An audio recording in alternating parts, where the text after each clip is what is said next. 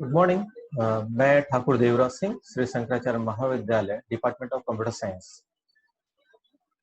आज मैं आपको बताने जा रहा हूँ इम्पोर्टेंस ऑफ सी लैंग्वेज के बारे में कि सी लैंग्वेज में क्या इंपॉर्टेंस है, और दूसरा मैं आपको बताऊंगा एक सिंपल सा प्रोग्रामिंग कि हम प्रोग्राम को कैसे लिखते हैं और उसमें प्रिंट स्टेटमेंट का क्या मतलब होता है, उसके बारे में आपको बताऊंगा। तो देखेंगे इम्पोर्टेंस ऑफ सी, आपके सामने शेयर हो रहा होगा इम्पोर्टेंस ऑफ सी। तो इसमें ये हमारा टॉपिक है इंपॉर्टेंस ऑफ सी या फीचर ऑफ सी भी हम कह सकते हैं। तो इसमें सबसे मेन चीज ये होती है कि हमारा जो लैंग्वेज है वो रोबस्ट लैंग्वेज है। क्यों है? इसलिए क्योंकि इसमें इनबिल्ट फंक्शन है। इनबिल्ट फंक्शन का मतलब ये होता है कि इसमें आप जितनी भी चीजें आप कोडिंग करेंगे उसमें ऑलरेडी फंक्शन दिए हुए हैं, कौन सा फंक्शन क्या काम करता है आपको जस्ट उसको लगाना है और उसके आउटपुट देखने हैं।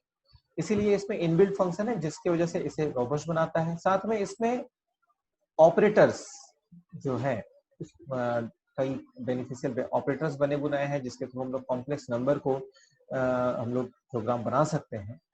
तो इसलिए इस लैंग्वेज को रोबस्ट लैंग्वेज बनाया जाता है, कहा जाता है। फिर इसके बाद जो इसमें सी कंपाइलर कंबाइन करता है कैपेबिलिटी ऑफ असेंबली लैंग्वेज, जितनी भी असेंबली लैंग्वेज की कैपेबिलिटीज थी उसके फीचर्स को ये कैपेबल है। साथ ही साथ ये हाई लेवल लैंग्वेज के फीचर्स को भी इंक्लूड करता है। इसीलिए इस लैंग्वेज को मिडिल लेवल लैंग्वेज कहा जाता है।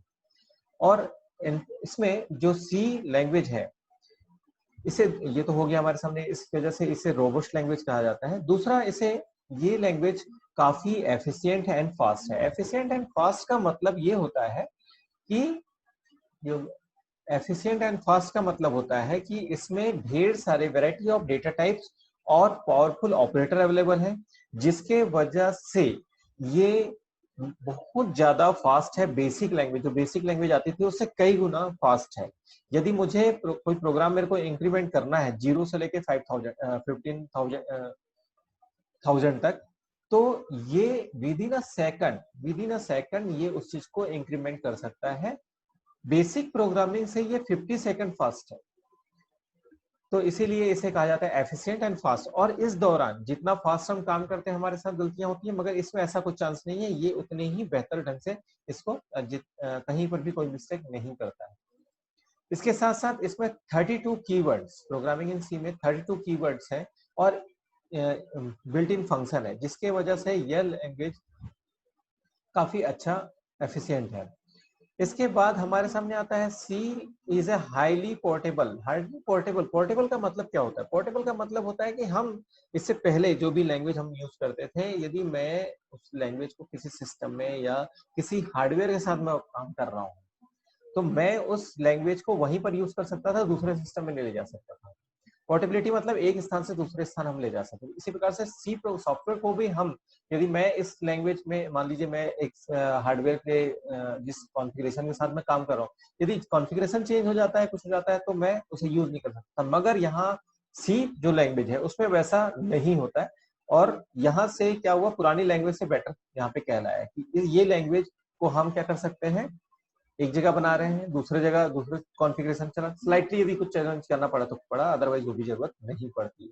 इसलिए स्लाइटली मॉडिफिकेशन के बाद हम इसे ले जा सकते हैं, इसीलिए हाईली पोर्टेबल कहा जाता है। ये भी एक न्यू फीचर्स है और डिफरेंट ऑपरेटिंग सिस्टम में भी ये काम कर सकता है। C language well suited for structured programming, thus required to user to think of a problem or terms of function and module और ब्लॉक। यानी कि हम इसमें करते हैं स्ट्रक्चर प्रोग्रामिंग। स्ट्रक्चर प्रोग्रामिंग का मतलब ये होता है कि हम जब कोई प्रोजेक्ट बनाते हैं या कोई चीज करते हैं तो हमारे पास वेराइटीज ऑफ प्रॉब्लम्स हम फेस करते हैं। हम इसको अलग अलग फंक्शन बना सकते हैं, अलग अलग स्ट्रक्चर प्रोवाइड कर सकते हैं। इसीलिए सी लैंग्वेज को स्ट्रक्चर प्रोग्रामिंग लैंग्वेज भी कहा जाता है। अलग अलग मॉड्यूल में हम डिवाइड कर सकते हैं, जिससे कोई भी प्रॉब्लम को हम डिबग कर सकें, टेस्टिंग कर सकते हैं, मेंटेनेंस कर सकते हैं। यदि मुझे कोई प्रॉब्लम आ रही है तो मैं पर्टिकुलर उस मॉड्यूल में देखूंगा, दूसरे मॉड्यूल में नहीं देखूंगा। इस तरीके से हम क्या कर सकते हैं, इस चीज को सॉल्व कर सकते हैं। इसके बाद है another important feature of C, ability to extend itself. Ability to extend itself का मतलब होता है कि हम इसमें अपने खुद के फंक्शन हम जोड़ सकते हैं। इनबिल्ट फंक्शन तो होते हैं, साथ में हम अपने फंक्शन भी जोड़ सकते हैं, साथ ही साथ जब चाहे तब हम नया चीज ऐड कर सकते हैं, उसे हटा सकते हैं। इससे पूरी सिस्टम पे कोई इफेक्ट नहीं आता, क्योंकि ये स्ट्रक्चर प्रोग्रामिंग है। इसीलिए इसे कहा जाता है एबिलिटी टू एक्सटेंड इटसेल्फ, यानी अपने आप को कभी भी वो बढ़ा सकता है और चेंज कर सकता है। तो ये है हमारे सामने इंपॉर्टेंस ऑफ सी। इसके अलावा मैंने आपको बताया था इंपॉर्टेंस ऑफ सी में ये है। इसके अलावा हम एक सिंपल सा प्रोग्राम की कैसे टाइप करना है वो मैं आपको नीचे दिखा रहा हूँ। ये देखिए, ये प्रोग्राम है, ये प्रोग्राम लिखना है, ये वाला प्रिंटिंग। हमको प्रिंट है, यहाँ पे ध्यान देंगे, ये जो 2 लाइन में जिसमें राइट पे क्लिक कर रहा हूँ, ये कमेंट लाइन है। ये सिर्फ आपको समझाने के लिए है। यदि आप इसे टाइप करते हैं एडिटर में, नेक्स्ट क्लास में मैं एडिटर भी आपको दिखाऊंगा। यदि मैं इसमें एडिटर यूज करता हूँ, मैं यूज करता हूं, तो जो लिखा हुआ देखेंगे फॉरवर्ड स्लैश स्टार, और यहाँ पे लिखा हुआ है स्टार फॉरवर्ड स्लैश, उल्टा पहले लिखा है slash forward slash and star, star and slash. मतलब ये वाली लाइन को वो नहीं पढ़ेगा, वो एज अ कमेंट लाइन मानेगा। इसी प्रकार से ये लाइन, ये आपको समझाने के लिए मेन सिर्फ जो है वो ये वाली लाइन है, जिसमें मैं ऐसा स्टार जैसा बना रहा हूँ, ये स्टार वाली लाइन, यानी बीच में जो लाइन लिखी है ये मेन है, जिसको आपको समझानी है। इसका मतलब होता है प्रिंटफ फंक्शन। अच्छा, ये मेन फंक्शन है। हर लाइन पर, हर कोडिंग में मेन लिखेंगे, उसके बाद ये ब्रैकेट जो मैंने ब्रैकेट बनाए हुए ये वाले, और ये बंद। अब मैं आपको फिर से यहाँ से इसको थोड़ा सा क्लीन करके बताता हूँ कि कैसे इसको किया गया है। देखेंगे यहाँ पर ये है एक लाइन मेन लिखा हुआ है, मेन के नीचे एक लाइन लिखी हुई है, एक लाइन ये लिखी हुई है, ये एक लाइन लिखी हुई है ना, ये वाली। इसका मतलब ये ओपनिंग और ये क्लोजिंग ब्रैकेट बोलते हैं। इसके बीच में एक लाइन लिखी हुई, ये है हमारे सामने प्रिंट एफ, ये है print F. Print F function क्या करता है, जो भी चीज डबल, यहाँ देंगे डबल कोट्स लगा हुआ है यहाँ पे और एक यहाँ पे। क्लीन करके मैं आपको थोड़ा सा बताता हूँ, जो चीजें मैंने आपको पहले बता दी है। ये डबल कोट्स में लिखा हुआ है आई सी कॉमा आई रिमेम्बर, यानी आउटपुट में आपको क्या दिखाएगा, आई सी आई रिमेम्बर। इसका आउटपुट देखेंगे इस जगह में,